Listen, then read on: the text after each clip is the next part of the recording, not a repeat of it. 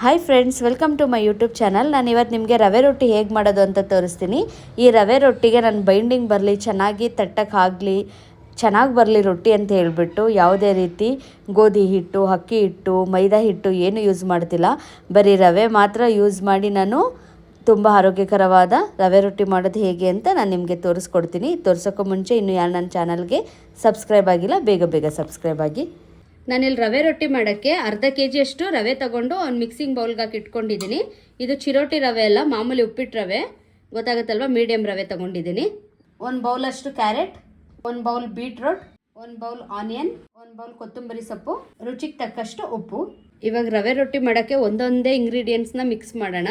Mix ಮಾಡೋಕ್ಕೂ ಮುಂಚೆ ನಾನು ಹೇಳ್ತೀನಿ ನೋಡಿ ಫ್ರೆಂಡ್ಸ್, ಒಬ್ಬೊಬ್ರು ಏನು ಮಾಡ್ತಾರೆ ಅಂದರೆ ರವೆ ರೊಟ್ಟಿ ಪರ್ಫೆಕ್ಟಾಗಿ ಬರಲಿ ಅಂತ ಹೇಳ್ಬಿಟ್ಟು ಇದನ್ನು ನೆನೆಯೋಕೆ ಇಡ್ತಾರೆ. ಒಂದು ಸ್ವಲ್ಪ ಹೊತ್ತು ನೆನೆಸ್ಬಿಟ್ಟು ಆಮೇಲೆ ಮಾಡ್ತಾರೆ. ಇನ್ನೊಂದು ಸ್ವಲ್ಪ ಜನ ರುಬ್ಬಿಡ್ತಾರೆ.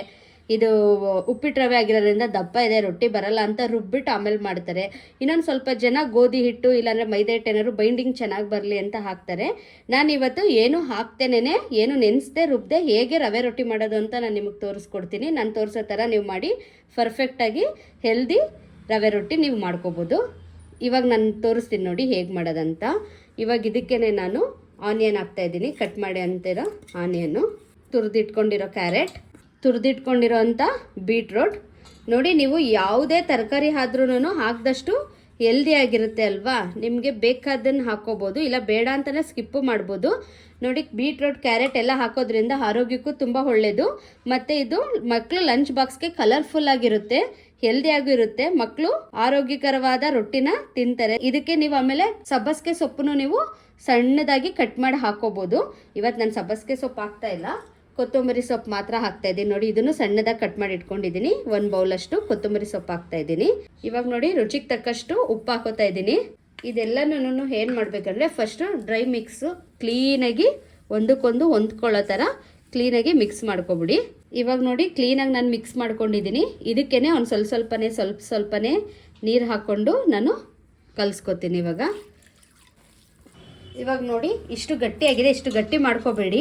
ನಾನು ಇದಕ್ಕೆ ಇನ್ನೊಂದು ಸ್ವಲ್ಪ ನೀರು ಹಾಕ್ತೀನಿ, ಯಾಕಂದರೆ ರವೆ ಹಳ್ಳುತ್ತಲ್ವ, ಆವಾಗ ನೀರೆಲ್ಲ ಚೆನ್ನಾಗಿ ಅಬ್ಸರ್ವ್ ಆಗುತ್ತೆ. ಹಾಗಾಗಿ ಇನ್ನೊಂದು ಸ್ವಲ್ಪ ನೀರು ಹಾಕ್ಕೊಂಡು ಮಿಕ್ಸ್ ಮಾಡ್ಕೊಳ್ಳಿ. ನೀರು ಇವಾಗ ನಿಮಗೆ ಜಾಸ್ತಿ ಅಂತ ಅನ್ನಿಸ್ಬೋದು, ನೀವು ರೊಟ್ಟಿ ಸುಡ್ತಾ ಗಟ್ಟಿ ಆಗಿಬಿಡುತ್ತೆ ಹಿಟ್ಟು. ನೋಡಿ, ನಿಮಗೆ ಕಾಣಿಸ್ತಾ ಇದೆ ಅಲ್ವಾ, ಈ ಅಳತೆಗೆ ನೀವು ಕಲಿಸ್ಕೊಂಡ್ರೆ ಸಾಕು. ನಾವು ಇವಾಗ ರೊಟ್ಟಿ ತಟ್ಟಕ್ಕೆ ಬಂದರೆ ಸಾಕು, ತೆಳು ಮಾಡ್ಕೋಬೇಡಿ. ನೋಡಿ, ಗೊತ್ತಾಗ್ತಾ ಇದೆ ಅಲ್ವಾ. ಇವಾಗ ನಾನು ತೋರಿಸ್ತೀನಿ ಹೇಗೆ ರೊಟ್ಟಿ ತಟ್ಟೋದಂತ. ಇವಾಗ ನಾನು ರವೆ ರೊಟ್ಟಿ ಮಾಡೋಕ್ಕೆ ಕಲ್ಲು ಕಾಯಕ್ಕೆ ಇಟ್ಕೊಂಡಿದ್ದೀನಿ. ಈ ಕಲ್ಲು ಕಾಯೋವರೆಗೆ ಜಸ್ಟ್ ನೋಡಿ, ಇದು ಇನ್ನೊಂದು ಸ್ವಲ್ಪ ನೀರೆಲ್ಲ ಅಬ್ಸರ್ವ್ ಆಗಿ ಹೇಗಾಗಿದೆ ಅಂತ ಹೇಳ್ಬಿಟ್ಟು ನೋಡಿ, ಇಷ್ಟು ಆದರೆ ಸಾಕು. ನೀವು ಇನ್ನೂ ತೆಳು ಕಲಿಸ್ಕೋಬೇಡಿ. ಗೊತ್ತಾಗ್ತಾ ಇದೆ ಅಲ್ವಾ, ಇವಾಗ್ಲೂ ಸ್ವಲ್ಪ ಗಟ್ಟಿಯಾಗಿದೆ ಹಿಟ್ಟು. ಇವಾಗ ನಾನು ಹೇಗೆ ಮಾಡೋದಂತ, ಹೇಗೆ ರೊಟ್ಟಿ ತಟ್ಟೋದು ಅಂತ ತೋರಿಸ್ತೀನಿ. ನೀವು ಡೈರೆಕ್ಟು ತವಾ ಮೇಲೂ ರೊಟ್ಟಿ ತಟ್ಕೋಬೋದು. ನಮಗೆ ತವಾ ಮೇಲೆ ಬಿಸಿ ಆಗುತ್ತೆ, ಫಸ್ಟ್ ಟೈಮ್ ಮಾಡ್ತಾ ಇದ್ದೀವಿ, ತಟ್ಟಕ್ಕಾಗಲ್ಲ ಅಂದರೆ ನೀವು ಬಟರ್ ಪೇಪರು ಒಬ್ಬಟ್ಟು ತಟ್ತೀವಿ ಗೊತ್ತಾ, ಅದ್ರ ಮೇಲೆ ತಟ್ಬಿಟ್ಟು ಕೂಡ ಹಾಕ್ಕೋಬೋದು. ನಾನು ಇವಾಗ ಕಲ್ಲು ಮೇಲೆ ತಟ್ಟಿ ತೋರಿಸ್ತೀನಿ ನಿಮಗೆ ಹೇಗೆ ರೊಟ್ಟಿ ಮಾಡೋದಂತ.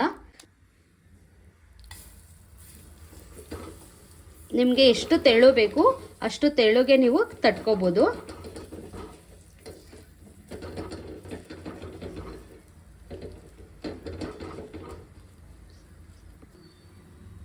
ನೋಡಿ, ನಾನು ಇವಾಗ ತಟ್ಕೊಂಡಿದ್ದೀನಿ ರೊಟ್ಟಿ. ನೋಡಿ, ಇವಾಗ ಇದಕ್ಕೇನೆ ನಾನು ಆಯಿಲ್ ಹಾಕ್ತಾ ಇದ್ದೀನಿ. ಇದು ಒಂದು 2-3 ನಿಮಿಷ ಹೀಗೇ ಬೇಯಲಿ. ಇದಕ್ಕೇನು ಪ್ಲೇಟ್ ಕಿಟ್ಟೆಲ್ಲ ಏನು ಮುಚ್ಚಕ್ಕೆ ಹೋಗಬೇಡಿ. ಒಬ್ಬೊಬ್ರು ಏನು ಮಾಡ್ತಾರೆ ಅಂದರೆ ಸ್ವಲ್ಪ ಈ ರೊಟ್ಟಿ ಹಿಟ್ಟು ತೆಳು ಕಲಿಸ್ಕೊಂಡು ಸೌಟಲ್ಲಿ ದೋಸೆ ಥರ ಹಾಕ್ತಾರೆ. ಹಾಗೆ ಹಾಕಕ್ಕೆ ಹೋಗಬೇಡಿ, ಅದು ದೋಸೆ ಆಗಿಬಿಡುತ್ತೆ, ರೊಟ್ಟಿ ಆಗಲ್ಲ. ರೊಟ್ಟಿ ಯಾವಾಗ್ಲೂ ನಾವು ಚೆನ್ನಾಗಿ ರೊಟ್ಟಿ ತವಾಲೆ ಬಳ್ಕೋಬೇಕು, ತಟ್ಕೋಬೇಕು, ಆವಾಗಲೇ ಅದು ರೊಟ್ಟಿ ಅನ್ನಿಸ್ಕೊಳ್ಳೋದು. ನೀವು ಸೌಟಲ್ಲಿ ಹಾಕ್ಬಿಟ್ರೆ ಅದು ದೋಸೆ ಆಗಿಬಿಡುತ್ತೆ. ನೋಡಿ, ಒಂದು 2-3 ನಿಮಿಷ ಆಗಿದೆ ಅಲ್ಲ. ಇವಾಗ ನೋಡಿ, ನಾನು ಇದನ್ನು ತಿರ್ವಾಕೊಳ್ಳೋಣ.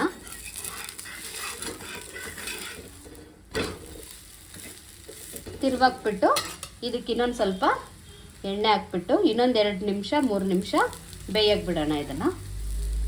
ನೋಡಿ, 1-2 ನಿಮಿಷ ಆದಮೇಲೆ ಒಂದು ಸ್ವಲ್ಪ ಈ ಥರ ಪ್ರೆಸ್ ಮಾಡ್ಕೊಳ್ಳಿ ಅಲ್ಲೇಲಿ. ಯಾಕಂದರೆ ಇದು ರೊಟ್ಟಿ ಆಗಿರೋದ್ರಿಂದ ಸ್ವಲ್ಪ ಬೇಯೋದು ಲೇಟು. ಚಪಾತಿ ಎಲ್ಲ ದೋಸೆ ಎಲ್ಲ ಆದರೆ ಬೇಗ ಬೆಂದ್ಬಿಡುತ್ತಲ್ವ, ಇದು ರೊಟ್ಟಿ ಲೇಟ್ ಆಗುತ್ತಲ್ವ ಬೇಯೋದು. ಅದಕ್ಕೇ ಸ್ವಲ್ಪ ಪ್ರೆಸ್ ಮಾಡಿಕೊಂಡ್ರೆ ನಿಮಗೆ ಬೇಗ ಬೇಯುತ್ತೆ ಚೆನ್ನಾಗಿ, ಒಳಗಡೆ ಎಲ್ಲ ಹಸಿ ಇರೋಲ್ಲ. ನೋಡಿ, ಇವಾಗ ಇದಾಗಿದೆ. ನಾನು ಇದನ್ನು ತಗೋತೀನಿ ಈಗ. ಹಾಗೇನೆ ಇನ್ನೊಂದು ರೊಟ್ಟಿ ಹಾಕಿ ತೋರಿಸ್ತೀನಿ ನಿಮಗೆ. ಇದು ಹೈ ಫ್ಲೇಮಲ್ಲಿ ಇಟ್ಕೊಂಡು ರೊಟ್ಟಿ ಹಾಕಕ್ಕೆ ಹೋಗ್ಬೇಡಿ. ನೋಡಿ ಕಾವು ಜಾಸ್ತಿ ಇರುತ್ತಲ್ವಾ, ಅದಕ್ಕೇನೆ ಸಿಮ್ಮಲ್ಲಿ ಇಟ್ಕೊಂಡು ಮತ್ತೆ ನಾನು ಇವಾಗ ರೊಟ್ಟಿ ಬೆಳೆದು ತೋರಿಸ್ತೀನಿ ನಿಮಗೆ.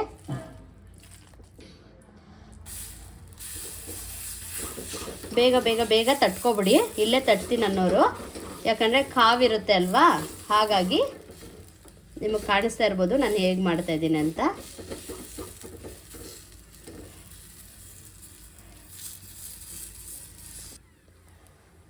ಇವಾಗ ನೋಡಿ ತಟ್ಟಾದ್ಮೇಲೆ ಮತ್ತೆ ಹೈ ಫ್ಲೇಮ್ ಮಾಡ್ತಾ ಇದ್ದೀನಿ ನಾನು. ಲೋ ಫ್ಲೇಮ್ ಮಾಡ್ಕೊಂಡಿದ್ದೆ, ಕೈಗೆ ಹಬೆ ತಾಗುತ್ತೆ ಅಂತ ಅಂದ್ಬಿಟ್ಟು ಇವಾಗ ಹೈ ಫ್ಲೇಮ್ ಮಾಡಿದ್ದೀನಿ.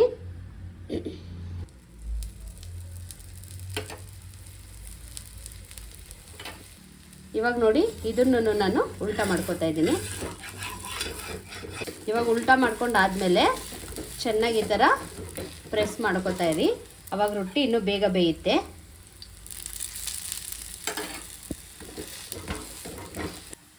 ಇವಾಗ ನೋಡಿ ಈ ರೊಟ್ಟಿನೂ 2 ರಿಂದ 3 ನಿಮಿಷ ನಾನು ಚೆನ್ನಾಗಿ ಬೇಯಿಸಿದ್ದೀನಿ. ನೋಡಿ ಈ ರೊಟ್ಟಿನೂ ಆಗಿದೆ. ಇವಾಗ ಇದನ್ನು ತೆಗೋತೀನಿ ನಾನು.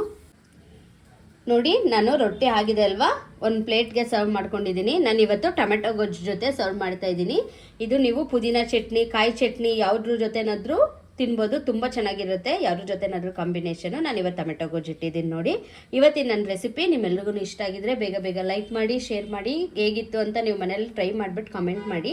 ಆಲ್ರೆಡಿ ಸಬ್ಸ್ಕ್ರೈಬ್ ಆಗಿರೋರು ಬೆಲ್ ಐಕನ್ ಕ್ಲಿಕ್ ಮಾಡೋದು ಮರಿಬೇಡಿ ಫ್ರೆಂಡ್ಸ್. ಬಾಯ್.